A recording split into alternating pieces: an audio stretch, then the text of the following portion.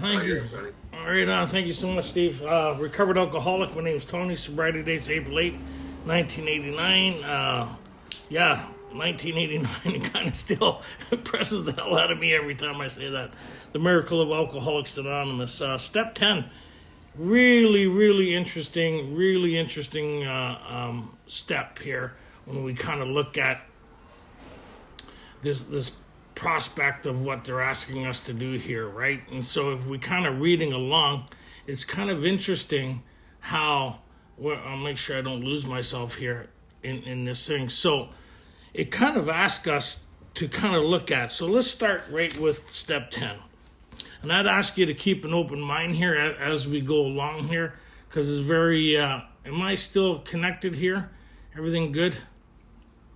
So as we go along, right, as we go along, it kind of asks us here on page 84, this thought brings us to step 10, which suggests we continue to take personal inventory and continue to set right any new mistakes as we go along. So they kind of introduced us to a thought here, right? And I'd ask you to keep an open mind. I know a lot of people look at this a lot differently. I've been kind of looking at this for a long time, and when I kind of caught on to what it was saying, I kind of got really interested into the outlay of step 10. Usually when we talk about step 10, what we're talking about is a small section of it, how we make amends, how we continue to look for our mistakes, how we continue to be focused on self, right? And what they're talking about here, which is really interesting, what they talk about here is this continuation, the continuation of what, right? Continue to take personal inventory, continue to learn or to continue to develop what we learned from page 64, right? When you kind of look at this from page 64 to 71, they talked about a formula here that we need to engage in, a spiritual kind of recipe in the objective of it becoming a working part of the mind, that I'm able to see the flaws in my makeup that cause my failure or my connection to something greater than me, right? And so what's really interesting as they start going through this thing, they talk about here the purpose of the fourth step is to get this relationship with a power greater than myself. Then they talk about here this Then they talk about here this continuation, the continuation to do what? Continuation to continue to do what I've been doing. And as they read here, it talks about as we continue to set right any new mistakes as we go along. We vigorously commence this way of living as we cleaned up the past. So they're suggesting that I've already read through step 8 and 9. They're already suggesting that I'm incorporating this way of life as I'm cleaning up the past. And it's kind of interesting if we go back to this whole purpose, right? The whole purpose is about my relationship with a power greater than myself, right? And when they talked about as we clean up the past, then they make a statement here, we've entered the world of the spirit. Our next function is to grow an understanding and effectiveness. So this is kind of like the first instruction on moving in a new direction. And what's that? To grow an understanding and effectiveness of what? Of this relationship that I gained access to by doing this course of action. Well, what's the purpose of the course of action? His main object is to enable me to find a power greater than myself, which will solve my problem. That's what this book is about. So as I started to go through this thing, the whole purpose continues to go into the shifting of this relationship to this power. Right? So how do I continuously do that, right? So the idea that they're talking about here which is quite interesting, is that really it turns into a stage 2 recovery where it moves from the shifting of the focusing of me to something greater than me. And it's kind of like, well, what is that thing? They talk about this conscious relationship that I'm able to develop in. So as they talk about our next function is growing understanding and effectiveness, right? So when we have just entered the world of the spirit. Where did they make reference to that? They kind of made reference to that in regards to the fifth step. We may have had certain spiritual beliefs, but now we begin to have a spiritual experience. Well, isn't that interesting, right? They're talking about formulating this relationship that it's all about, the removal of the blocks, in order for me to start having the same experience as those that went before me, right? And so they're talking about here, and this is something that's not taken 5 or 6 weeks. If you're kind of looking at what they're talking about, as soon as I finish my 4th step and I do my 5th step, what I'm looking at right away is I'm looking at 6 and 7, and then it talks about, which is kind of really interesting here, they talk about not running out and doing my 9s and 8 and 9. It says, let's look at, right? So on page 76, it says it twice, right? It says, let's look at steps 8 and 9. And then down further, it says, probably there's still some misgivings as we look, right, over the past. So what they're suggesting here we do is after 6 and 7, right after we do our 5, we read through this, right? We've read through it. They bring us into the promises. Before the promises, they're talking about the only continuous step that we really kind of develop, which is 11, right? They talk about that on page 83. And then they get into the promises here, right? And it's an overview of what the reader is reading in the hope of what they can experience, those that went before us, what they experienced, that possibly we could experience the same thing if we're willing to do what they did, right? So I've read this thing, I've read the promises, and they talk about, are these extravagant promises? We think not. They're being fulfilled among us, sometimes quickly, sometimes slowly. They'll always materialize if we work for them. Right? What's the work? And the cleaning up the past and the development of my relationship with a power greater than myself, that the main basic, when they talk about the main solution, not only solution, but the experiencing of the problem, the solution of God is doing for us what we cannot do for ourselves, this promise that this realization that I've entered this relationship that enables me to match calamity with serenity, that I'm able to tap into the safe harbor within inside of myself, that I'm having this relationship with something greater than me, which is pretty cool.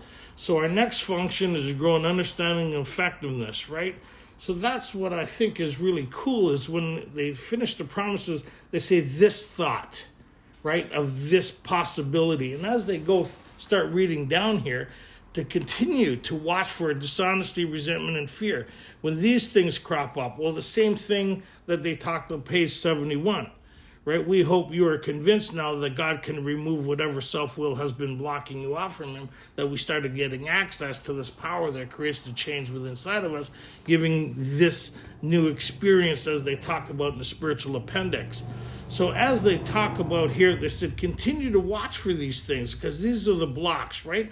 There's no new information on how to do it, because it's something that I'm just tapping into and I'm just starting, that I learned from the 4th step, right? And when these things come up, what did I learn in the 4th step? How to pause, pray, and redirect. And that's what they're reiterating here again, right? We discussed it with someone. So when we turn our thoughts to someone we can help. How interesting, they're talking about step 12 here, which was the recipe Bill incorporated from Ebby, right? And we have ceased fighting anything or anyone. By this time, sanity will have returned. So this is interesting. Most people say, oh, these are the step 10 promises. Well, step 10, if we're kind of looking at it, and I keep an open mind here, this is my perspective, this is the way I see it and read it. They're talking about, here's an overview of a kind of a rest stop, and kind of let's take a look, and where are we going from here, and what's the whole purpose of this. And by this time, by what time? By the time I'm halfway through my 9s, not by the time I've halfway read step 10. They're talking about incorporating this as a way of life, right? And somewhere along the line, I'm going to experience this change. What was the whole purpose of doing this in step 2 was coming to believe that a power greater than me could restore me sanity, to recover from this illness that was killing me, right? So I'm starting to experience as I go through this. So they give us a timeline here, and there is a spiritual appendix What usually takes place in a few months can seldom have been brought about by years of self-discipline. So here they're making a reference by this time, and if we kind of follow up the page with this thought of what? Of the promises, right? By the time we're halfway through, we could be experiencing this change. And they're not talking about years to do this thing. They're talking about this is happening in a pretty rapid sequence, right? To bring about this change, right? What usually takes place in a few months can seldom have been brought about by years of self-discipline. So as they talk about this, they talk about the experience that they had by going through this thing and entering this relationship with a power greater than themselves, which is kind of really cool, right? So we will seldom be interested in liquor. If tempted, we recoil from it. We react sanely and normally. We find this has happened automatically. So which is really interesting is that they see here that this on page 84, it's a small paragraph in the idea of continuing. And then the rest of it shifts to an experience, right? And then it talks about what we could expect, right? And we will find this has happened automatically. We'll see that our new attitude toward liquor has been given with any thought or effort on our part. It just comes. It didn't say it just happened. It just comes as we go through this process. That is the miracle of it. We're neither fighting it, neither are we avoiding temptation. We feel as though we've been placed in a position of neutrality, safe and protected. We've not even sworn off. Instead, the problem has been removed. What problem? Well, they talk about here, there's no way of entirely getting rid of self without his aid, but that's not what they're talking about here. They're making a declaration that the very thing that was killing me in step one is no longer present, right? As we went through, there is a solution and more about alcoholism. They talked about the second symptom in alcohol as the malady, as they started to describe on page 23, is this condition of the mind that places us beyond human aid.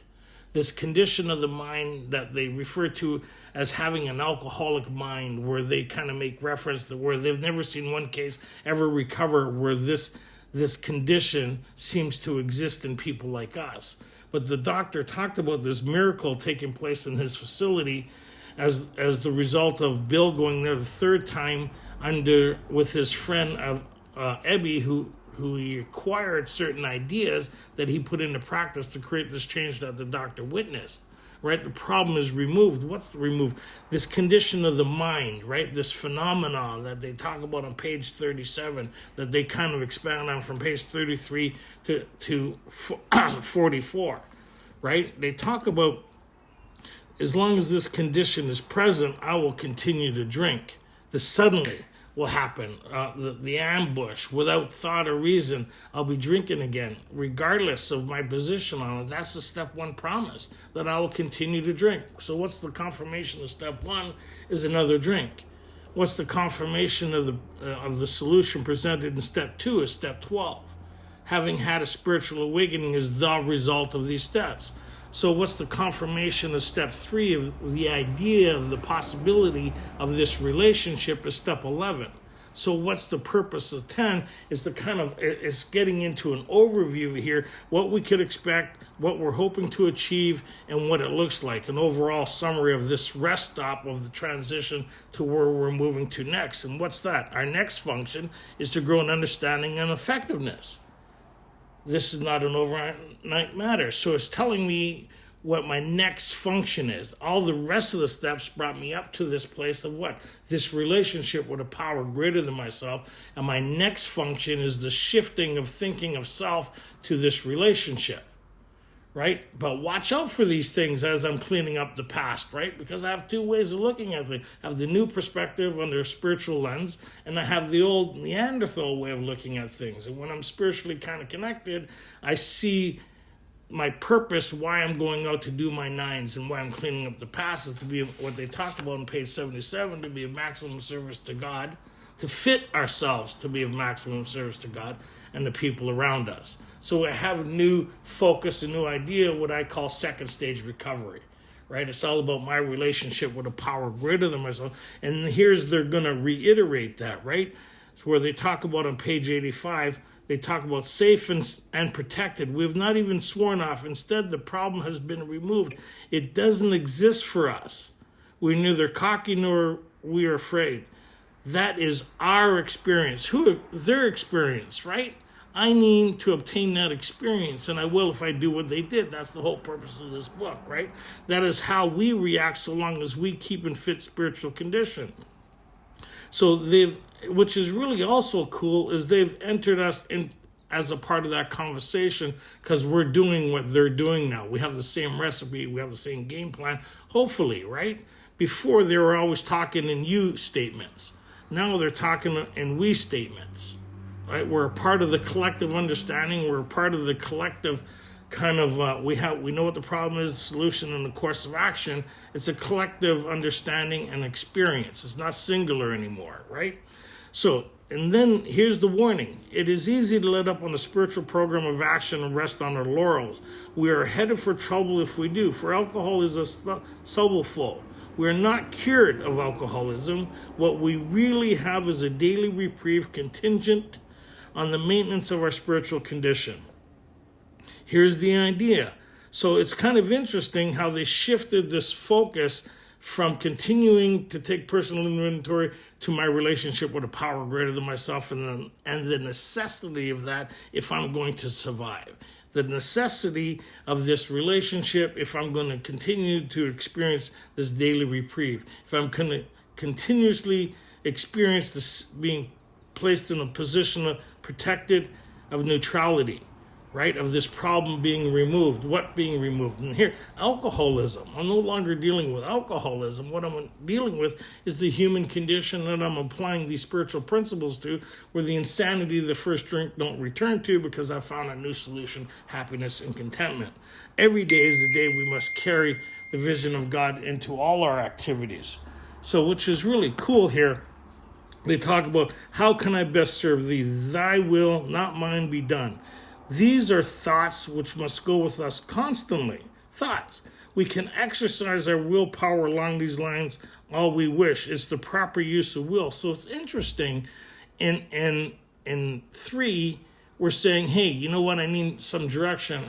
So I made a decision to turn my will and life over to the care of God.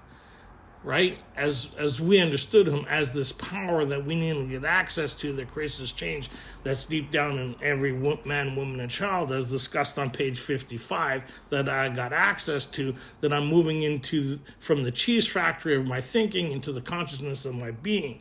So they're talking about, here's your will back. So what am I going to do with it? I'm getting it back here. We can exercise our willpower along these lines all we wish. It's the proper use of will. They haven't given me really the instructions on how to do that yet. They give me some ideas and thoughts, but they haven't showed me how to exercise my will along these lines to continuously grow in understanding and effectiveness of what? Of the spiritual world. We've entered the world of the spirit, the fourth dimension. Right? How do I grow in understanding and effectiveness of this? Well, they talk about here, we can exercise our willpower along these lines all we wish. It's the proper use of will. So here's the summary, the conclusion of what this whole thing is about. Right? It's kind of like if you're reading a roadmap and you pulled over and you're kind of going to grab lunch and you kind of go and see how far you traveled, where you're at and where you're going. This is kind of like you pull out the roadmap and say, yeah, we're here. Okay, we're going to continue along this line. This is bringing us the right way. This is our objective. This is what we're hoping. Yeah, we're no longer here. We're no longer having this problem. We're out of the area where all the fires are. We're out of there. We're safe and right. We're safe and protected as long as we don't go back that way. Well, how do we not go back that way? Let's look at the roadmap. Let's see what it's saying. They're saying, so we're at the rest stop. We're all gathered around the map. We're looking at it. It says, okay, so much has already been said about receiving strength, inspiration, and direction from him who is all knowledge and power. Yeah, 100%. Right. Much has already been said about it. Right. If, there's the biggest word in the book, if we have carefully followed directions, what directions? Their guidance and their experience, right? Which is the whole purpose of the book, to show other alcoholics precisely how we have recovered is the main purpose of this book. So if I followed their example and their understanding and I've adopted these ideas and principles and kind of went along, did what they did when they did it, I'd be experiencing what they're experiencing. What are they experiencing? Well, they talk about here, we have begun. Begun. Where was the last time they used the word begun? In the fifth step. We may have had certain spiritual beliefs, but now we begin to have a spiritual experience. Isn't that interesting? So they're saying from the sequence of step 5 to here, it should be happening almost like this, because we've read through it. We're getting ready to incorporate all these things into a way of life. We've begun to sense the flow of his spirit into us. To some extent, we've become God conscious. True. Right? This thing's starting to happen in here. That sixth sense that they talk about that we need to develop, right? This sixth sense that we kind of get an inkling of in step 5, right? This new guidance thing, this thing deep down within that we kind of got reference to in We Agnostics, but now we're kind of, and they made reference to in the spiritual appendix where they talk about all our members have tapped into an inner resource of strength. So we're having the same, it's a collective experience. It's not singular. I may explain it this way or that way, but it's like my phone. If I talk about my phone and then I say, oh, it's an Apple, you wouldn't know what phone I was talking about if you had a cell phone. You'd have pretty much the same functions if it was bought within the last couple of years, right? It would all practically do the same thing. And then I say, well, I have a Samsung, I have an Apple, I have a Mitsubishi, or I have this or that, right? I have dial-up. Well, you're kind of missing something, right? Time to go through the process, right? So we've begun to develop this vital sixth sense, but we must go further. That means where I'm at the rest stop, it means I got to go further from there if I'm going to survive. If I'm going to survive what? This daily reprieve that I need to maintain and develop. How do I do that? Through my relationship with something greater than myself, not with my relationship with me on page 84. It's moving from that. It's watching for these things, not working on these things. Nowhere does it ask me to work on me. Nowhere. It asks me to focus, reshift, second stage recovery to move into my relationship that Bill talked about sitting in the hospital where his friend said, when these things were done, I'd have the elements of a way of living that answered all my problems. And when Bill was in the hospital, before he did his nines, before he went working with other people, he was connected to a power greater than himself, which was the whole purpose of him doing this, because he's seen the miracle of this transition that his friend Ebby went through by connecting to this power. Right? His ideas of miracles were revised right then and there. So here they're kind of saying, if you look at the book, right? If you just kind of look at the book, which is really kind of interesting, they're saying that I know I'm not going to step all over it, but they're talking about here, when we retire at night, the next page. Well, why? What night? When we retire at night. And you hear people say, oh, after I finish my nines out. No, after I've done my step 5, that night, I have a new way of looking at things. I have a new recipe. This consciousness of reviewing my day, not my life, my day. And how, so we see this thing of how the proper use of will is kind of reiterated on page 88. It talks about here, we are then in much less danger of excitement, fear, worry, and self-pity and foolishness. We become much more effective. We don't tire so easily, for we're not burning up energy foolishly as we did when we were trying to arrange life to suit ourselves. That's self-directed, self-willed. We've seen what that looked like. So it works, it really does. We alcoholics are undisciplined, so we let God discipline us in a simple way we just outlined. What did they just outline was step 11. This whole thing is bringing me the pivoting point of the transition to the whole purpose of this. And what's the whole purpose of it? Is to get a new relationship with this power. Where is that? That's in 11. If I'm doing 11, I'm doing all the steps. If I'm just doing step 10, I'm not doing 11. And it's all about my relationship with a power greater than myself. What does that look like today see, this a lot of people, because we get stuck in our ideas or the way we look at things. I haven't done the steps in a long time. I practice these principles that keep me connected to a power greater than myself. Step 12 says, having had a spiritual awakening as the result of these steps. What's the purpose of the steps? Is to get me connected. What's the purpose of the second half of how it works? The principles we've set down are guides to progress. We claim spiritual progress instead of self-progress. Right? When you listen this week at meetings, listen how many people talk about self-progress instead of spiritual progress. Right? How do I incorporate these things? These thoughts must go with us constantly. So if you kind of read through 11, it talks about pausing all through the day. It talks about praying all through the day. When what? When the things come up in my 4 that used to be stumbling blocks, I acknowledge them now. I step back, right? So the inventory that they talk about, this personal, it continues in 11. But it's not me going alone. I'm to check my newfound thinking with the new God consciousness within. They talk about that on 86. And thinking about our day, we may face indecision. We may not be able to determine what course of action. Here we ask God. The next page, we pause. At night, we see what corrective measures we take. In the morning, all through the day. So these, where it talks about here, it talks about every day is the day we must carry the vision of God's will into all our activities. How do I do that? We can exercise our willpower along these lines all we wish. It's the proper use of will. The instructions on how to do that are on 86, 87, 88, and 89. Right? Which is an amazing thing, like this development that they talk about. So the purpose of the steps was to get me connected. What's the purpose of the principles that they talk about in 12 is to keep me enriched, is to keep me in this relationship that Bill talked about when he left treatment, that he had a formula that when he put into practice, it was enable him to move past the places that he was never able to get on his own resources.